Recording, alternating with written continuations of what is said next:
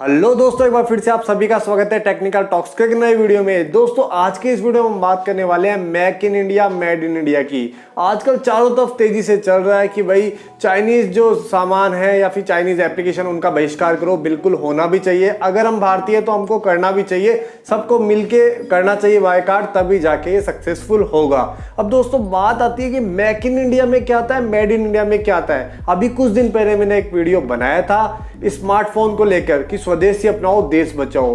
काफी अच्छा लोगों को उसका रेस्पॉन्स रहा, काफी अच्छा लगा लोगों को। लेकिन कुछ लोगों को कंफ्यूजन था। कुछ बोलते हैं कि भाई हमारे मोबाइल पे चाहे वो Xiaomi का है या फिर बाहर की कोई कंपनी है उस पे मेड इन इंडिया लिखा हुआ है, तो क्या ये मेक इन इंडिया के तहत बनाया गया है, क्या है, आखिर क्यों ऐसा लिखा हुआ है। तो दोस्तों सारी चीजें मैं क्लियर करूंगा इस वीडियो में।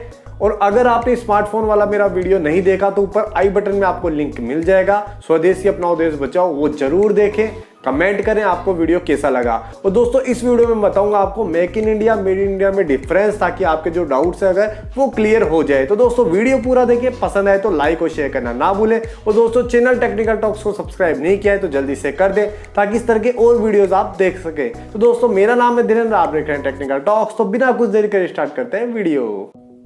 दोस्तों अगर अभी तक सब्सक्राइब नहीं किया है तो सब्सक्राइब कर दीजिए टेक्निकल टॉक्स को और प्रेस कीजिए बेल आइकन लेटेस्ट वीडियोस देखने के लिए। तो दोस्तों सबसे पहले जो बात आती है वो आती है मेड इन इंडिया की। मेड इन इंडिया में कौन सी चीजें आती है। तो दोस्तों अगर कोई भी चीज है वो भारत में या भारत के द्वारा बनाई जाती है तो वो मेड इन इंडिया के तहत आएगी।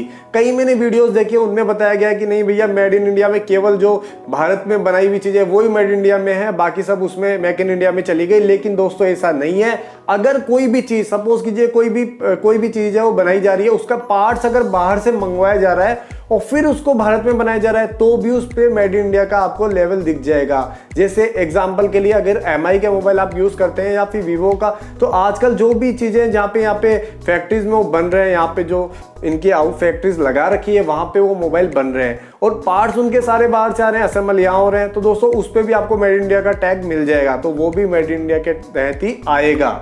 अब दोस्तों काफी लोगों के मन में आता है कि भाई ये मेड इन इंडिया के तहत तो आ रहा है लेकिन ये भारत की कंपनी तो नहीं है। तो दोस्तों बिल्कुल ये भारत की तो कंपनी नहीं है, लेकिन यहाँ उनकी फैक्ट्रीज लगी हुई है, रोजगार मिल रहा है, टैक्स भी वो गवर्नमेंट को दे रहे हैं। और दोस्तों सबसे बड़ी बात कि यहाँ पे अगर कोई चीज बनेगी, यहाँ पे यूनिट लगेगी और वहां पे बनेगी तो बाहर के देशों में अगर जरूरत है तो यहाँ से एक्सपोर्ट भी होगा, तो उससे भारत को फायदा है। लेकिन दोस्तों फिर भी आप अगर भारत की कंपनी जैसे माइक्रोमैक्स है, लावा है, जोलो है, इनके मोबाइल लेते हैं तो सबसे अच्छी बात है। लेकिन अगर किसी रीजन से कुछ लोग होते हैं कि नहीं भैया मैं ये मोबाइल नहीं ले सकता, काफी लोग ऐसे हैं वो बोलते हैं कि नहीं कंपेयर करेंगे तो इसमें क्वालिटी अच्छी नहीं है, इसमें अच्छी है, तो मैंने इसीलिए वो वीडियो बनाया था स्वदेशी अपनाओ देश बचाओ वाला। डिस्क्रिप्शन में भी आपको लिंक मिल जाएगा, वो भी आप देख सकते हैं। तो मैंने बताया था किस तरह से अगर आप MI का लेते हैं तो क्या फायदा है, अगर आप Vivo का यूज करते हैं तो क्या फायदा है। तो इनके फायदे भी मैंने बताए थे, वो डिस्क्रिप्शन से आप लिंक देख सकते हैं ताकि आपको ये डाउट भी क्लियर हो जाए। अब दोस्तों बात करते हैं कि सरकार किस तरह से सपोर्ट करती है मेड इन इंडिया प्रोजेक्ट को। तो दोस्तों मेड इन इंडिया हो या फिर भारत के कोई भी स्टार्टअप हो, उनको सरकार काफी तरह से सपोर्ट कर रही है। उनको फाइनेंशियली अगर सपोर्ट चाहिए तो उनको लोन दे रही है, एक्सपोर्ट में उनको छूट मिलती है, टैक्स में उनको छूट मिलती है। इसके अलावा दोस्तों टाइम टू टाइम ट्रेनिंग भी होती है। अगर वो कुछ सीखना चाहे स्किल डेवलप करने के लिए तो ट्रेनिंग वहां से ले सकते हैं, लोन मिल जाएगा। तो इस तरह से मेड इन इंडिया को सरकार भी सपोर्ट कर रही है। अब दोस्तों बात करते हैं कि मेड इन इंडिया के आने के बाद में क्या प्रॉब्लम हुई, किन लोगों को प्रॉब्लम हुई, तो वो मैं आपको क्लियर कर देता हूं। काफी दुकानदार उन्होंने शिकायत करी, क्योंकि उन्होंने क्या करा, जैसे एग्जांपल के लिए चाइना से उन्होंने माल ले लिया, चाहे दिवाली के टाइम में या काफी टाइम में टॉयज की बात करें तो क्या करते हैं वो चाइना से इंपोर्ट करते हैं माल।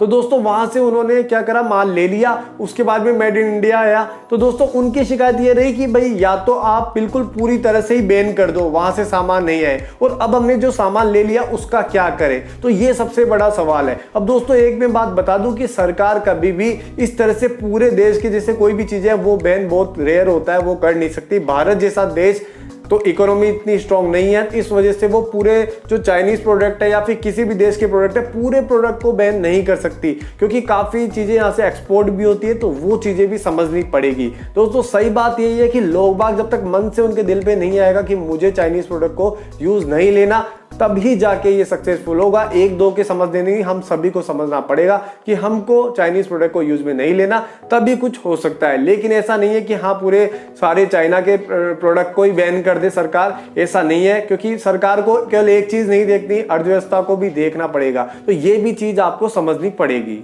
इसके अलावा दोस्तों एक और बड़ी बात कि सरकार मेड इन इंडिया पे कम जोर दे रही है, इसके अलावा मेक इन इंडिया पे ज्यादा जोर दे रही है। इसका जवाब भी मैं आपको बता दूंगा ऐसा सरकार क्यों कर रही है। लेकिन दोस्तों ये बात सच है कि अगर सरकार मेड इन इंडिया पे ज्यादा जोर दे तो भारत के जो स्वदेशी ब्रांड है, जो यहाँ के ब्रांड है, जैसे सपोज कीजिए अगर आप माइक्रोमैक्स को ले ले या किसी भी कंपनी को ले ले जो भारत के यहाँ के ब्रांड है, वो ज्यादा अच्छे तरीके से काम कर सकते हैं। लेकिन सरकार मेक इन इंडिया पे ज्यादा जोर दे रही है, इस वजह से जो यहाँ की स्वदेशी ब्रांड है वो पीछे रह गए हैं।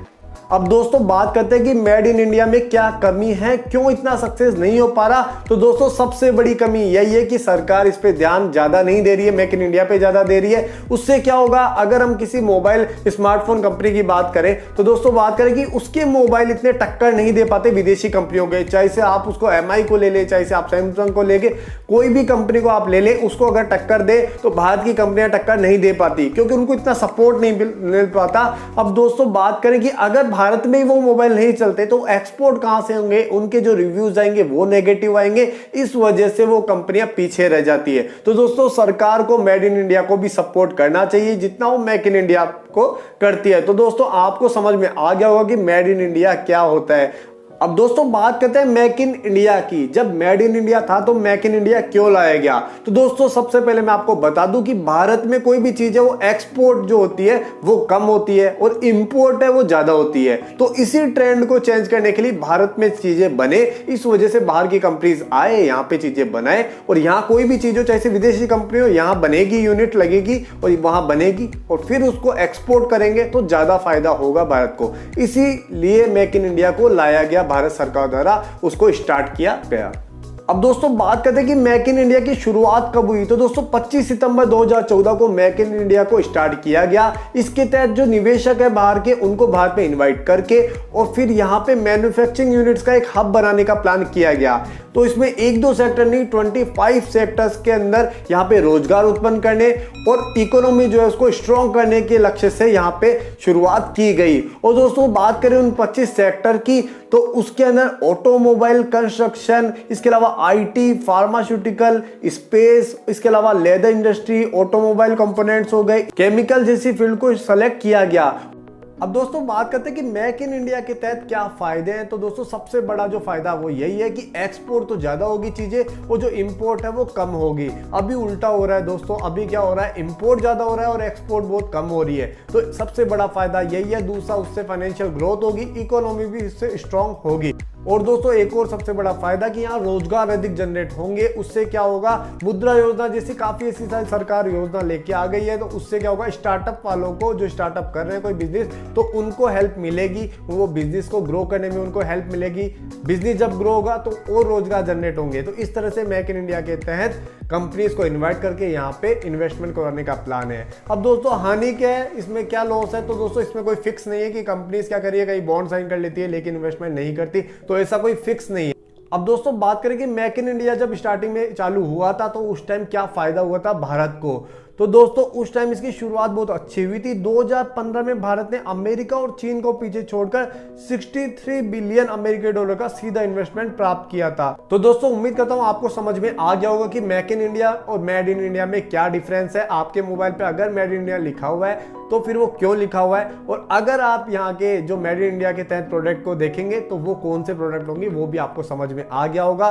फायदे की बात करें तो मेड इन इंडिया में ज्यादा है। अगर कंपनीज यहाँ पे कंपनीज को सपोर्ट करे भारत सरकार, मेक इन इंडिया पे कम सब ध्यान दे और इस पे ज्यादा ध्यान दे तो टाइम तो लगेगा, लेकिन यहाँ की जो इंडस्ट्री है वो भी ग्रो होगी। लेकिन दोस्तों अभी हो रहा है इसका उल्टा। तो दोस्तों उम्मीद करता हूँ आपको वीडियो पसंद आया होगा। अगर वीडियो पसंद आया तो इसे लाइक और शेयर करना ना भूले। दोस्तों अगर आपको कुछ इसमें कंफ्यूजन है, कुछ लगा, आपका कोई सवाल है तो नीचे आप कमेंट करके बताएं तो मैं उसका जवाब जरूर दूंगा।